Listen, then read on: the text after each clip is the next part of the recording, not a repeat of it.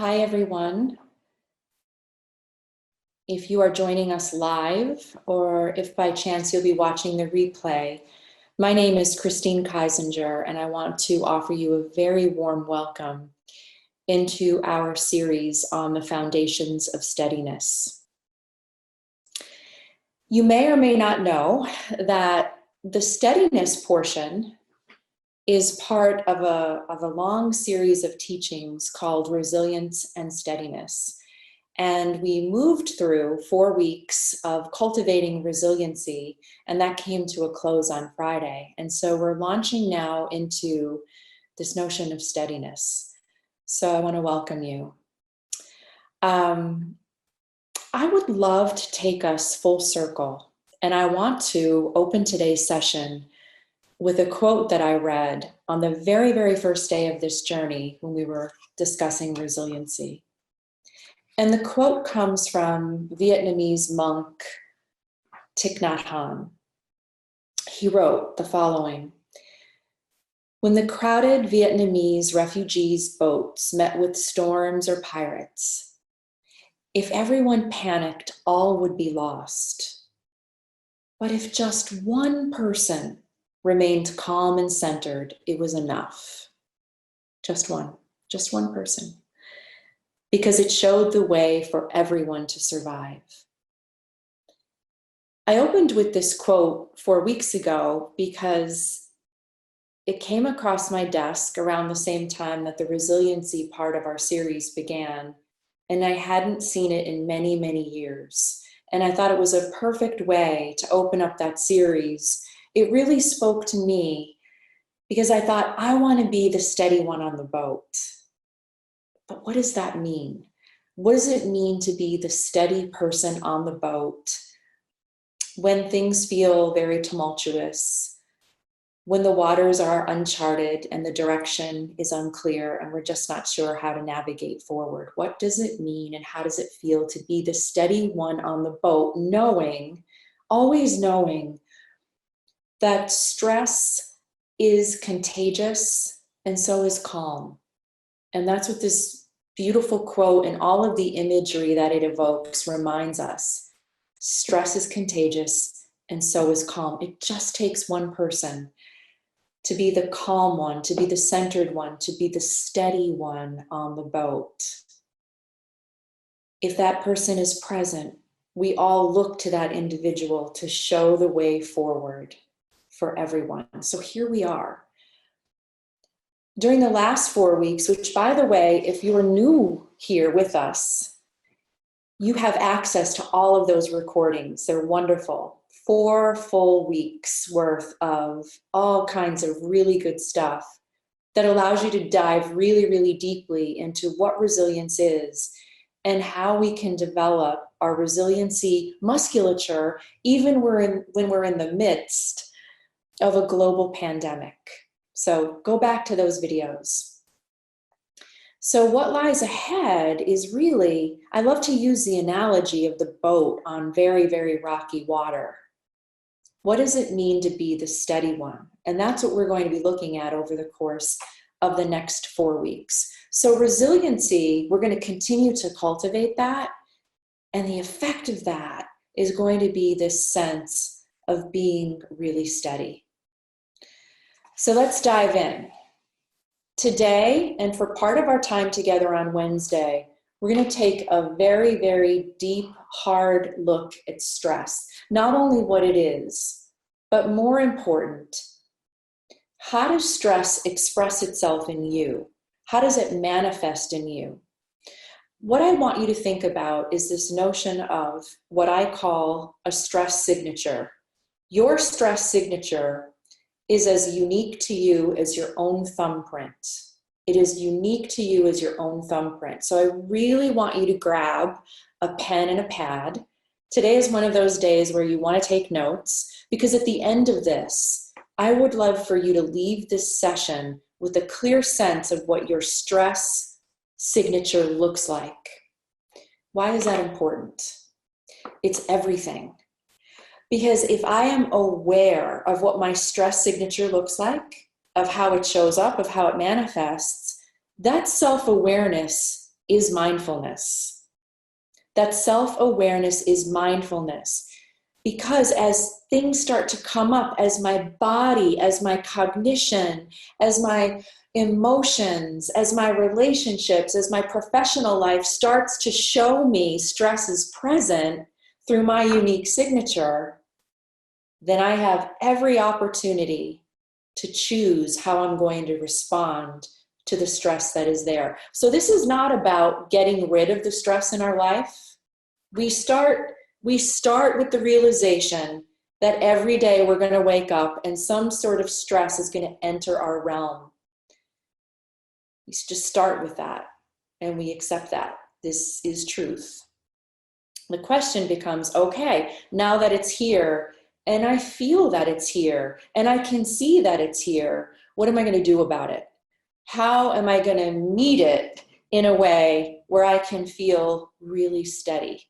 Be that steady person on the boat. So I'm going to bring my slides forth. And again, I want you to make sure that you have a pen and paper close by. Let's see. Oh my goodness, I don't have them. Just need a second here.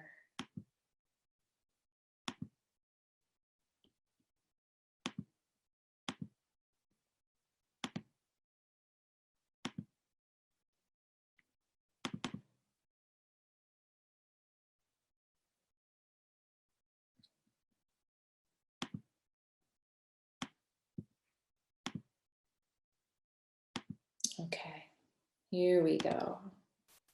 Sorry about that. I usually have these ready to go. They were hidden. All right. Okay, so steadiness. What is it and how does it feel? The best way to really think about steadiness is to get in touch with how it feels. So maybe jot down the words that are on this slide. Steadiness is expressed in your presence.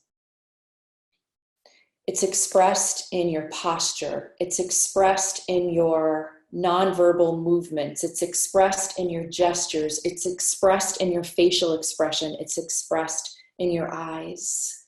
Think about all of the things that remind you or that cue you into this idea that the person that you are with is present.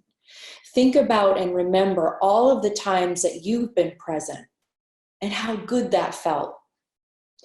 Try to be present and freaked out at the same time. Try to be present and stressed out or overwhelmed at the same time. Try to be present and in a completely negative mental state at the same time. It doesn't work. When I am steady, I am present. When I am steady, I have mental clarity. We're going to talk about that in a very deep way in a few minutes. What does cognitive clarity actually look like? When I am steady, I feel strong. And this is something we talked about during the last session in resilience. I feel strong because I know that I can trust in myself to manage what is in front of me. Again, I don't have to like it, but I know that I can trust in my own 2 feet. I can trust in the strength of my back. I can trust that I have the resources necessary to navigate the rocky waters. Steadiness also looks like compassion. It looks like compassion. That although I feel I can stand on my own 2 feet and I can face whatever it is that's ahead of me with a great deal of trust and strength, I don't close down this heart. So when we think about steadiness, we want to think that it looks and it feels like clarity, calm, and connectedness. I stay clear, I stay calm in my being and my presence, and it really matters to me that I am connected to myself and to others. It all begins with self-awareness. I don't have this image available, and I wish that I did because it occurred to me just a few minutes ago that there is this image that really, really depicts what self-awareness is really about and something that we care about a great deal here at Studio B. If we were to imagine a bird with its wings fully expanded, we would see that self-awareness is comprised, in other words, the two wings of the bird called self-awareness is mindfulness and compassion. You don't have self-awareness if you don't have mindfulness and if compassion is not present. And although we refer to many of the practices that we teach here as mindfulness-based practices, they're really practices in self-awareness. The natural outcome of being more self-aware is a very high capacity for mindfulness and a very strong capacity for that open-heartedness. So for the steadiness series, we're going to start to get very self-aware about stress. Again, how it expresses uniquely in all of us. So we're going to look at the stress response. We're going to look at what the impact is of stress response when it's chronic, and then finally give you an opportunity to come up with your stress signature. What does it look like? So I love to use this image. It's a very simple image, and it highlights the amygdala, which is roughly where it's located in the brain. It's about the size of an almond. And it's located in the middle back part of the brain. When we think of the amygdala, we want to think of the amygdala as the 911 center of the human brain. So as information is coming in through the back of the brain, the amygdala, the 911 center of the brain, is deciding, is this an emergency or is this not an emergency?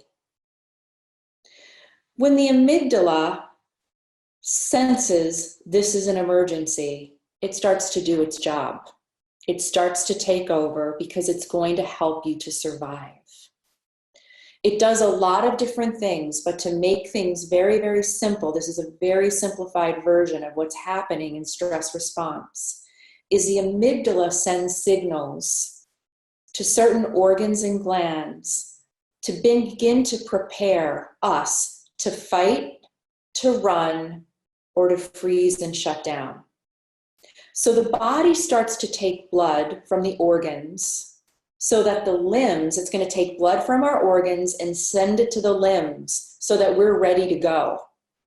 We're ready to use our legs, we're ready to use our arms, our feet, our hands, whatever we need. However, it begins to rob the stress response. When it's turned on, it begins to rob our organs and especially our digestive system of the blood that all of that needs in order for those parts of the body to do their work. So there's three things that happen when we are under chronic stress. In other words, if the 911 center of the brain is turned on, it's in alarm mode, and it might be in alarm mode, or it may be in alarm mode now for the last 6 weeks. You might be noticing that there's quite a bit of depletion in some of the organs, in some of the glands, in your digestive system. Your brain might be completely flooded or hijacked by stress hormone, which is going to affect your capacity to think clearly. And I mentioned this a number of times during the resiliency series. What happens during chronic stress is that I lose access to the frontal cortex of my brain. This is a very mature part of the brain. This is the part of the brain that I often refer to as the CEO suite. This is where big decisions get made. So what happens if I'm in full stress mode and I can't get to that part of my brain? I can't access it. There are some scholars and researchers that suggest that the door is actually closed. We can't even get around it. We just can't get in. So if we start to wonder, I'm not feeling quite right in my mind. I didn't make the best decision in that state of fear and anxiety. If we're wondering about that, that's why we couldn't. We didn't have access to that part of the brain that helps us to weigh options, to that part of the brain that helps us to think out of the box or to think creatively. And so we have situations where we're feeling like, I don't know if I'm doing the right thing here, because I feel a lot of fear that this decision is rooted and grounded in a lot of fear. Chances are it is, because we can't get to that frontal cortex of the brain. So there are lots of things that happen when we are in chronic stress response, but those are the top three. Organs and glands suffer because they're not getting the blood flow that they need. My brain is hijacked by the stress hormones, and I get disconnected from the CEO suite of my own mind. So again, the signature, your thumbprint.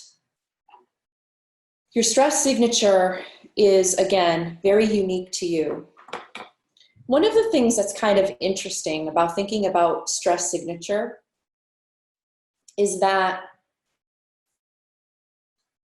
much of it is very much rooted in your very early childhood experiences, and in some cases, in the condition you found yourself in utero.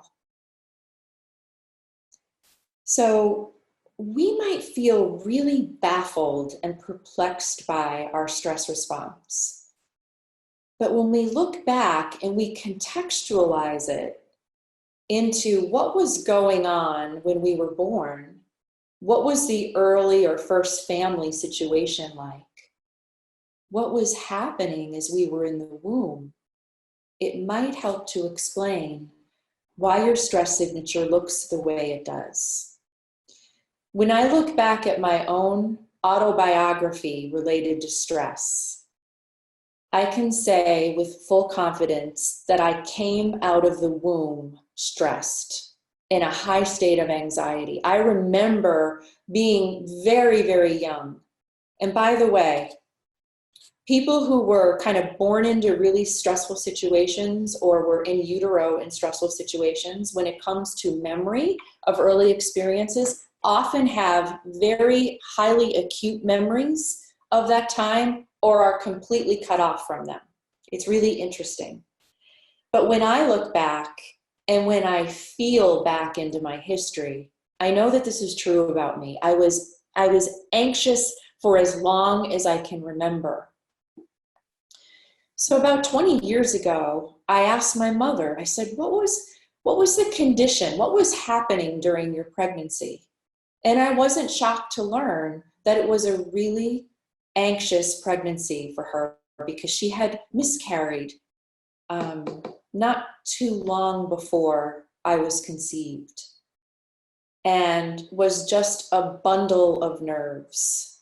She and my dad were quite young. They were 22 years of age, and that seems really young by today's standards. You know, at the time that was pretty typical, but they were still really young.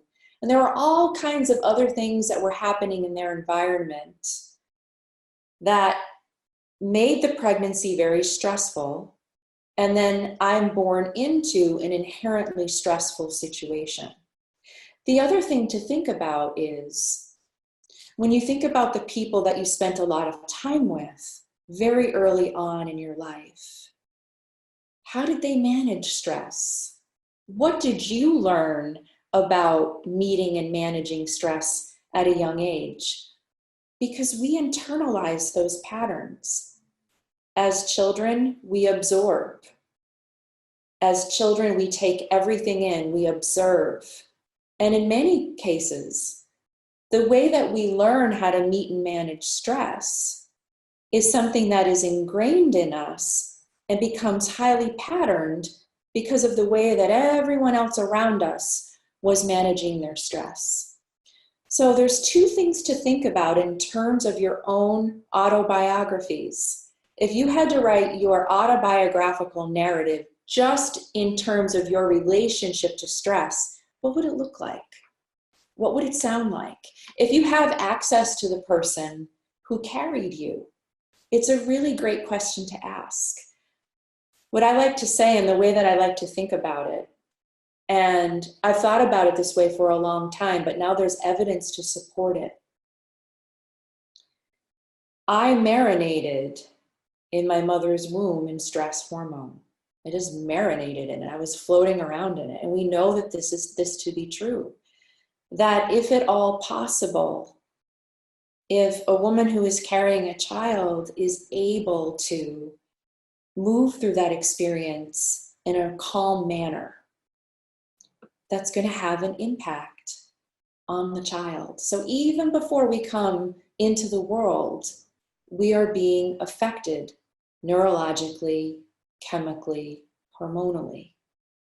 So if you sometimes feel very baffled by how you meet or manage stress, you might want to go back and think about, how was that modeled for me and what was happening in the womb as I was preparing to come into the world. Determining your stress signature requires a lot of awareness, which we're going to get today. And again, once we can determine it, then you're going to have these signals that you can reflect upon, so that when they start to show up, you can say to yourself, okay, I'm on the precipice of coming into full-blown stress, or I'm already there. So this is where I want you to have your pad and pen, because we're going to get to the heart of what's true about you regarding stress. Now, if you can leave today's session with maybe 3 to 5 of your most significant manifestations or expressions of stress, that will be great. But we're going to talk about the way stress manifests itself at a variety of different levels. And we're going to start with what's most obvious, and that is what happens in the physical body. Then we're going to look at emotional expressions of stress, relational expressions of stress, which we looked at quite a bit during our resiliency training. What does it look like professionally, and what does it look like in terms of overall life fulfillment? So let's begin with the physical impact of stress.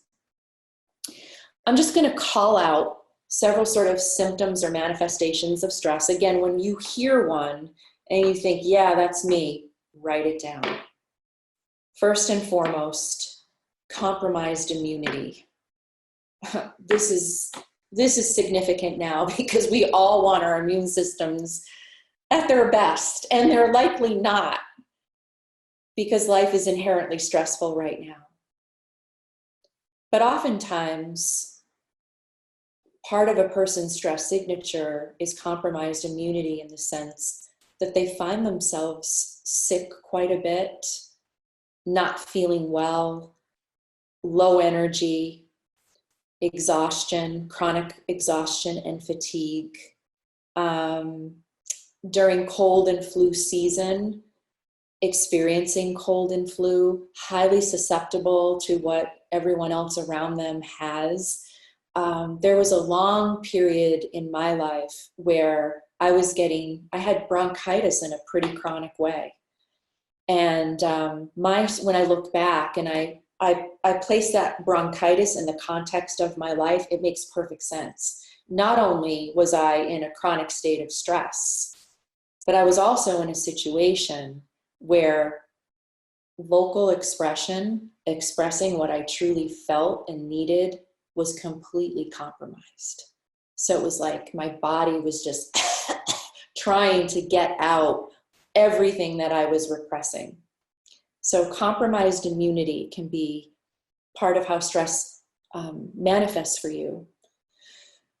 Stress will compromise pretty significantly our heart health. And again, we know that for people who have a cardiac emergency or a cardiac situation suddenly arise, again, if you look at that in the context of their lives and you just sort of inquire like a detective, what's happening here, you might see that that individual is experiencing chronic stress, and oftentimes has just experienced a big loss And we know that loss is inherently stressful. You've all heard of the phrase, he or she died of a broken heart. And we say that for a reason.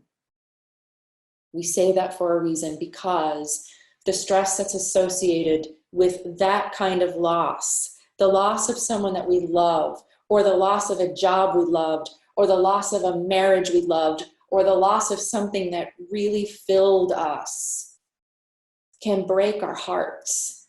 And that heartbreak can show up as a cardiac issue.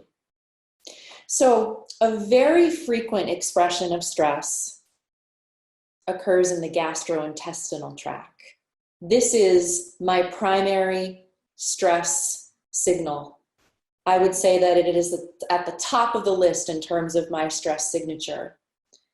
Gastrointestinal pain, gastrointestinal upheaval, diarrhea, constipation, diarrhea and constipation all in the same day, irritable bowel syndrome, celiac, Crohn's, all kinds of things that can be stress related, expressing themselves in the gut.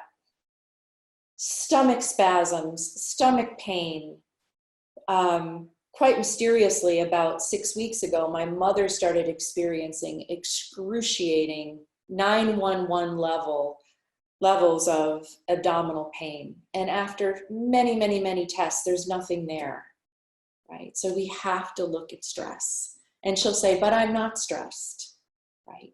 Because she's not consciously aware that she's stressed. And we'll talk about why that is in a moment. But how does stress express itself? Through gut. Hormonal imbalance. Hormonal imbalance can be an expression of an individual's signature. What we want to think about in terms of hormonal imbalance is not just estrogen, progesterone, and testosterone. We also want to think about it in terms of the thyroid gland.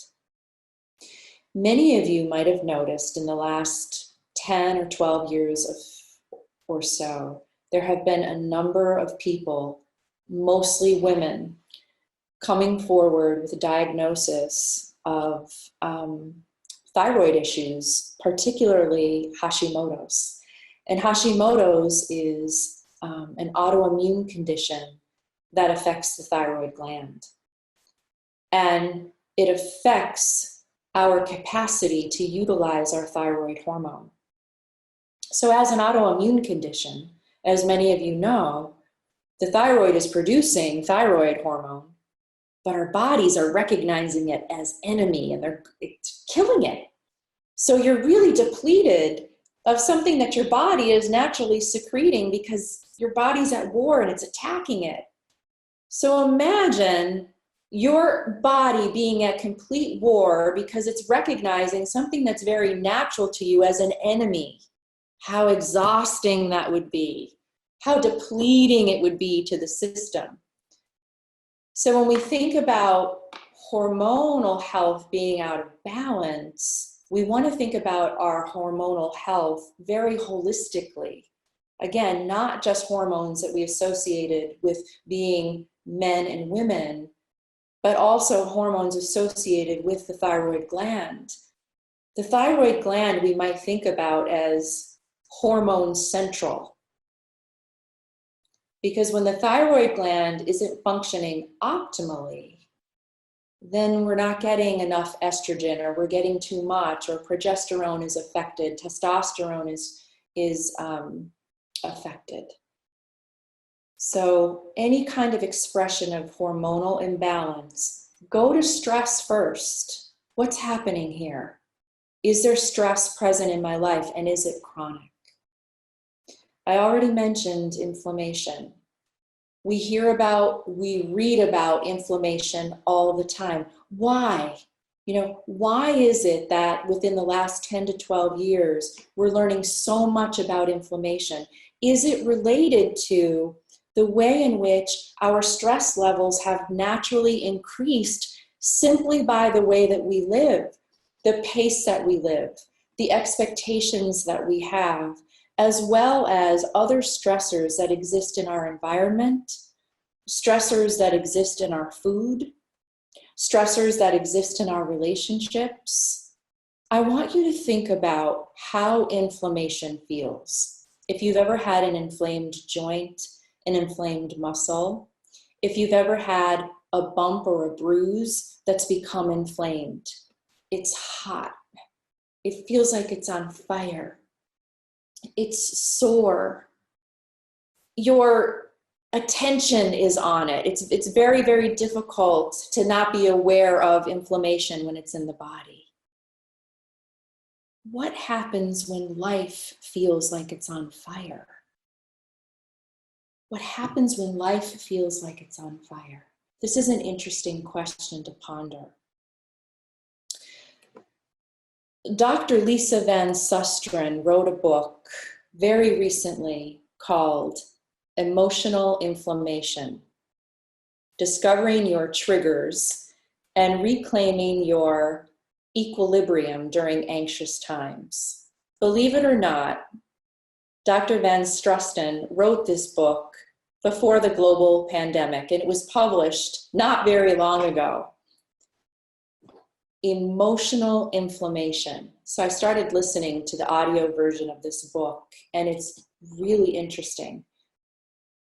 She's a clinical psychiatrist and a former professor at Georgetown University Hospital School of Medicine. And in a lot of the individuals she was working with, she was making a correlation between inflammation in the body and what she was referring to as emotional inflammation.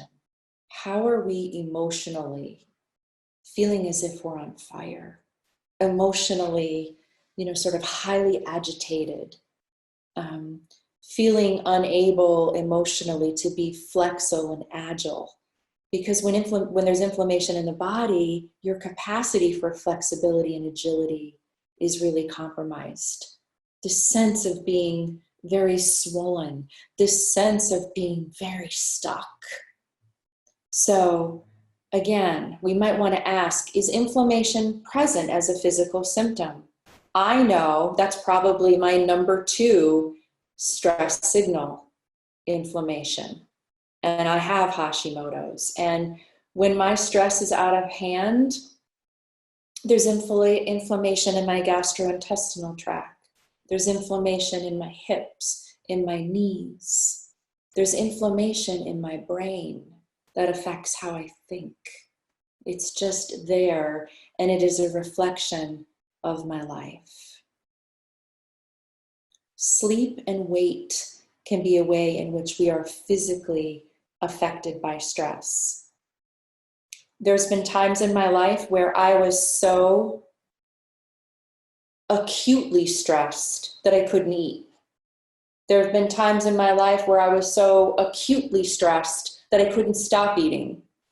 So we want to think about the way in which stress expresses itself in terms of what we're eating and drinking, gravitating toward comfort food, gravitating towards alcohol. We see a lot written lately about an acceleration in consumption of alcohol over the course of the last 6 weeks.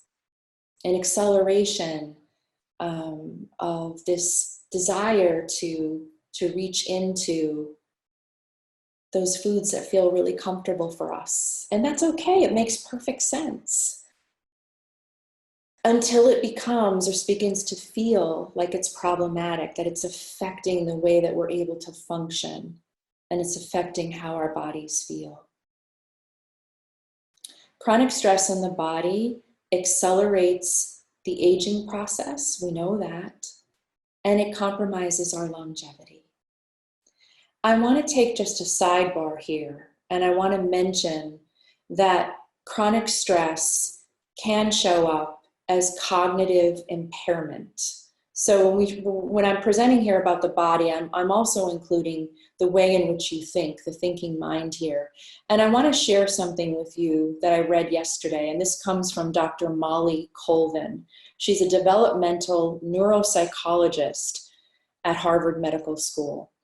And the title of her article, I can't remember what it is verbatim, but it was something like, "This is why you have brain fog over the course of the last 6 weeks." And I was very much drawn to it because I'm definitely experiencing brain fog. She writes the following: "From an evolutionary perspective, the stress response is very effective when we have to deal with very sudden or very occasional threats, like tigers and snakes that cross our path. Stress becomes problematic when we are coping with chronic stress, as we are right now. In times of chronic stress, our brains habituate to fight, flight, or freeze response. So it almost becomes a habit that we are in fight, flight, freeze. Our hearts might not be racing all of the time. We might not notice that our muscles are tight or that our sleep has become elusive. So our awareness of COVID-19 kind of might be fading a little bit. Our awareness that I feel really tight and tense and I'm not sleeping well might be fading. However, our worries, although they seem to have faded, they're still there. And they continue to capture our attentional resources. This is really important. So I might not be aware, because I've been living like this now for 6 weeks. I might not be even aware that I'm in chronic stress, but my stress continues to capture my attentional resources. Everything that I need to pay attention, all those resources are captured by the stress. Therefore, it is harder to concentrate and harder to observe my environment. So we might find that we are distractible. We might find that we are jumping from one thing to the next. We might find that we are unknowingly searching for signs of threat. In other words, we're kind of living on eggshells, walking on eggshells. Where's the next threat? What's happening? What's going to happen tomorrow? But it's sort of becoming our way of being, so we may have lost our awareness of it. Some incoming information that might be really valuable to us, we might not be allowing it in, she writes. And now what's appearing are these little holes in our memory. We might be more distractible. We might find ourselves jumping from one thing to another. If you could be in my house right now, you would see that that's exactly what has happened. I have little fires everywhere, little piles of things that have to be tended to, but they're all over the place. So I'll say, I'm going to start in that pile that's over there in that left-hand corner. And suddenly I'm dragged to an entirely different room, to yet another corner. So you might find yourself hopping around like this. And please, if you're homeschooling your kids, be very, very aware that they might be doing this too. And it's just a natural outcome of what's happening right now. Little holes in our memory. Things are falling through the cracks. You might be noticing this. We might be making errors in our decision making, or we might be getting stuck in thought patterns, especially old thought patterns. In mindfulness training, we call these getting stuck on our top 10 replay. You might find that you're thinking about the same thing over and over again, or you're ruminating about something that you haven't thought about in 5 years, like an old song from the 1970s that's stuck on replay in your brain. So you might be noticing this. And most importantly, brain fog might be creeping in very quietly and insidiously. I love this part of her work. Time starts to warp so that the present seems really elongated. You might have noticed that when we started the resiliency series 4 weeks ago, that was just 4 weeks ago. It might seem like that was 4 months ago or 4 years ago. Something weird is happening to time. It's either really, really stretching out, or it feels like simultaneously, it feels like the day has gone by so quickly. You know, you're up at 7 and the next thing you know, it's 5. So it's as if we're in a time warp. That is a cognitive expression of chronic stress. Complex thinking skills, getting to that executive suite, really keen decision making and planning, it's temporarily offline. Temporarily offline. We just don't have access to it. It's like being offline.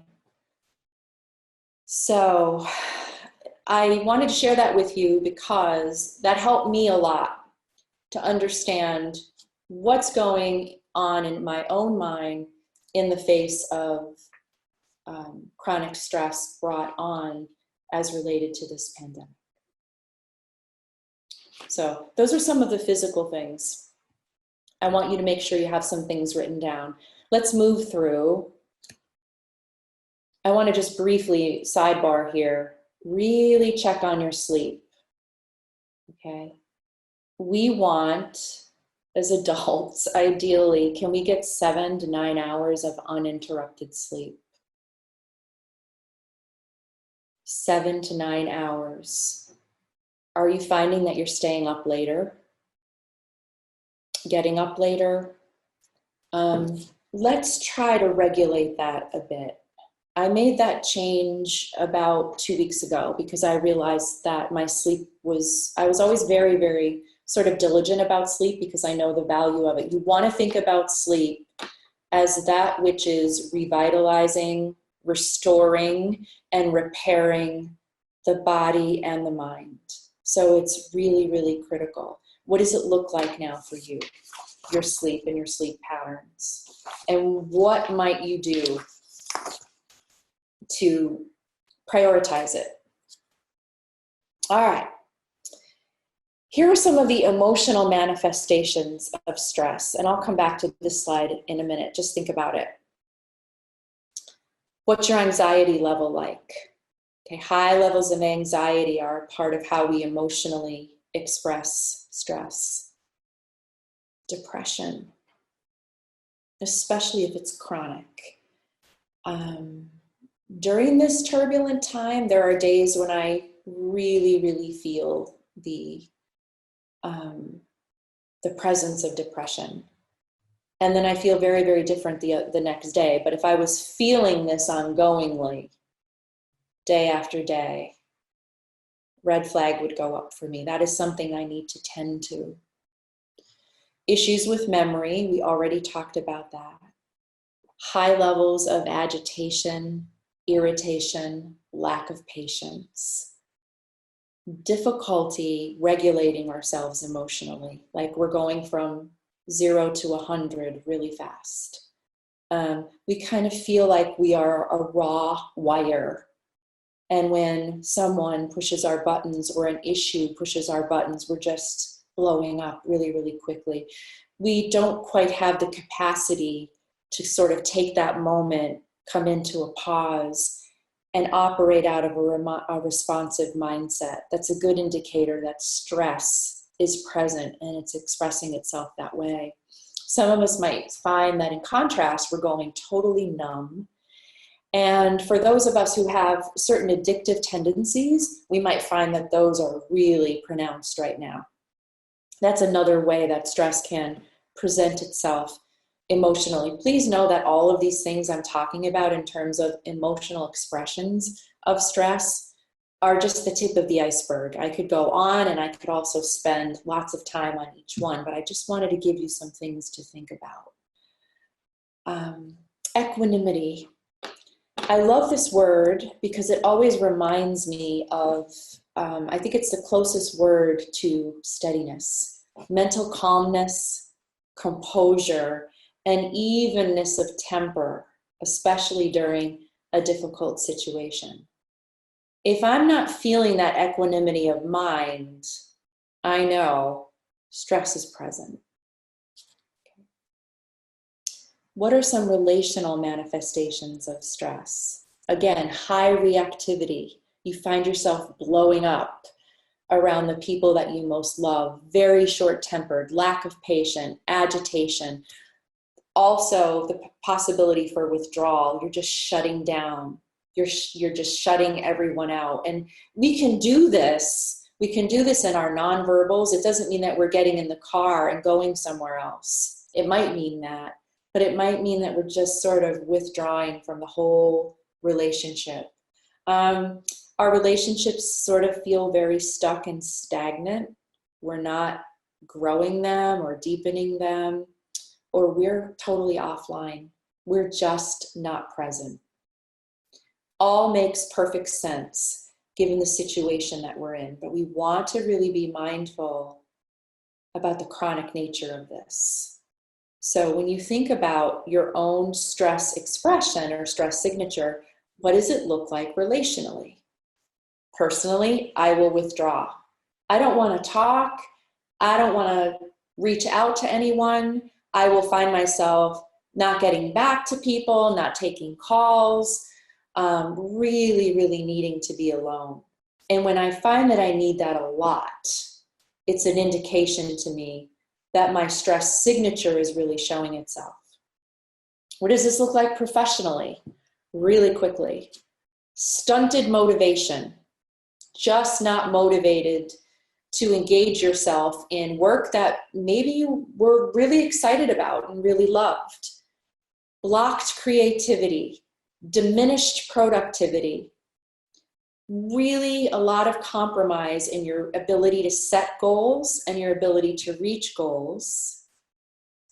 Disabled focus and attention, just not able to focus and concentrate, and a complete inability to sort of juggle a couple of balls at the same time. I don't like to do that myself, but sometimes we have to. But when I can't do it at all, or it's really compromised, stress is expressing itself. What's really important for me in terms of how we see stress getting expressed in our professional lives is when creativity starts to get stunted. Here's what I want you to remember about that. It's almost impossible for the brain to be in a stressed state and simultaneously creative.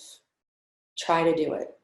Try to be really creative and really stressed out. So when an author, a writer, an artist is talking to me about feeling really stuck and that they just don't feel connected to their creativity, I always ask them, go to stress. What's happening in your life right now that might be stressful or chronically stressful, that's blocking your capacity for creativity? So it's usually that, or it's creative expression is percolating. So much like you will brew coffee. Coffee's in the percolator. It's preparing itself. There's some kind of alchemy happening. It just hasn't made itself forward yet. If you are a creative person, you can go into a complete panic when you feel like you've lost access to your creativity.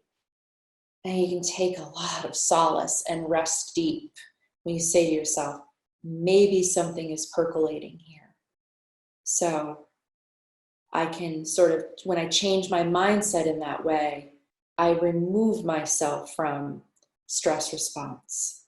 But if stress is high because there's other things going on in your life that might be contributing to it, know that that will compromise creativity.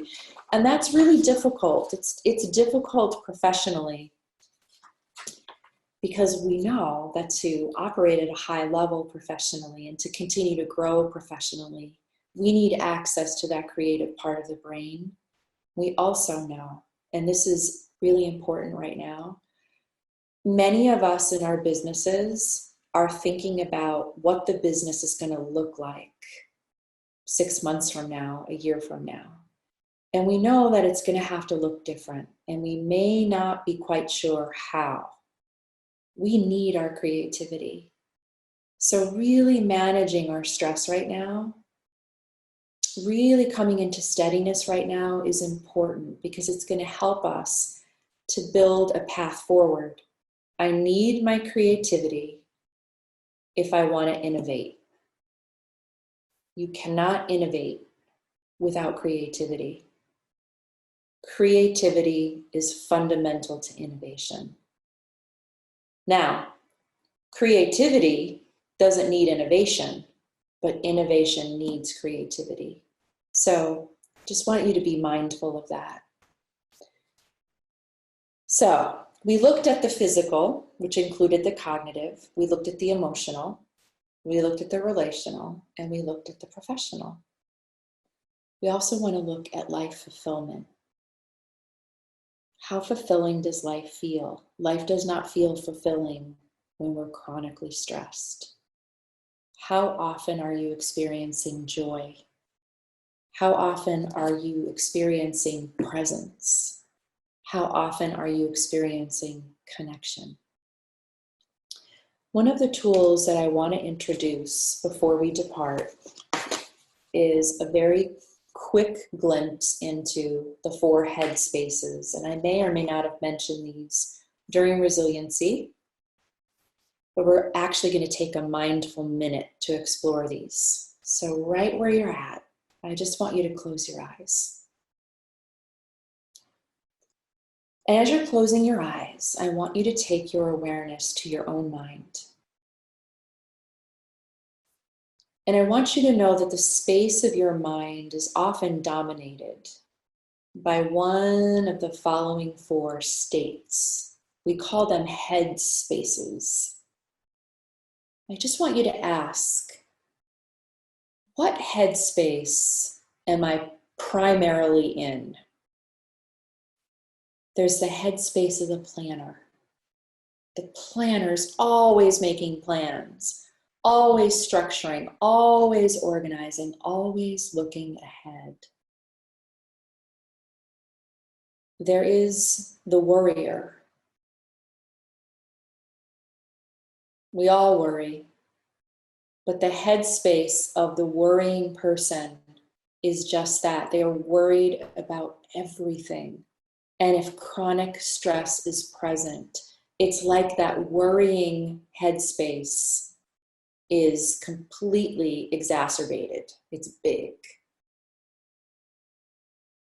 And then there is the headspace of the one who aches and longs. And this is the person who's thinking about the past and ruminating, and why can't it be the way it was 5 weeks ago, 6 weeks ago, and why can't it be the way it was 5 years ago, and why didn't I marry my high school sweetheart, and why didn't I take that job that was offered to me when I was 25, and it's the one who aches and longs, and it's so important that we visit the past so we can learn from the past, but not that we stay there. And then there is the mind space of the judge. The judge, judging everything you're doing, judging your actions, your words, your decisions, and very often judging others.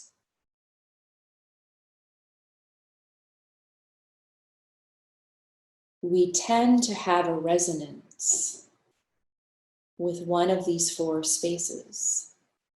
We all need to plan. We all worry. We all remember. And we all judge.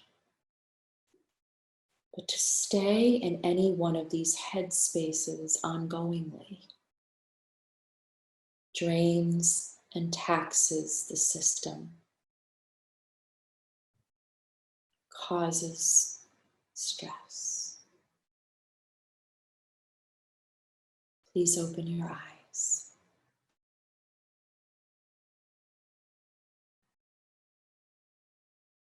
Again, we all plan, we all worry, we all long and regret and ruminate, and we all judge.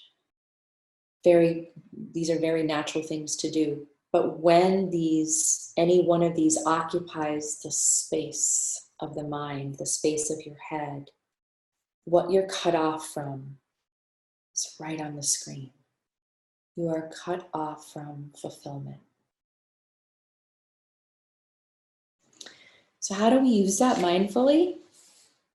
Throughout the day, just take a moment. It doesn't even take a minute. Just take a moment and ask, especially when you're feeling agitated and kind of overwhelmed and stressed or even depressed, and say, of the 4 head spaces, where am I right now?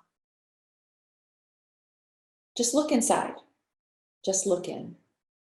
And if you do that regularly, you start to see, and you start to see it in a way that's kind of really curious. Like, oh, I'm in worry now. Oh, I'm in the headspace of longing. I'm in the headspace of judgment.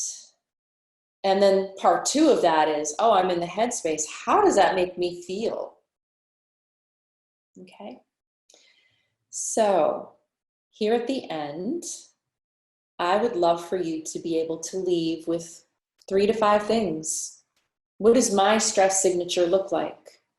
In other words, what's my top physical expression of stress? What's my top emotional expression of stress? What's my top relational expression?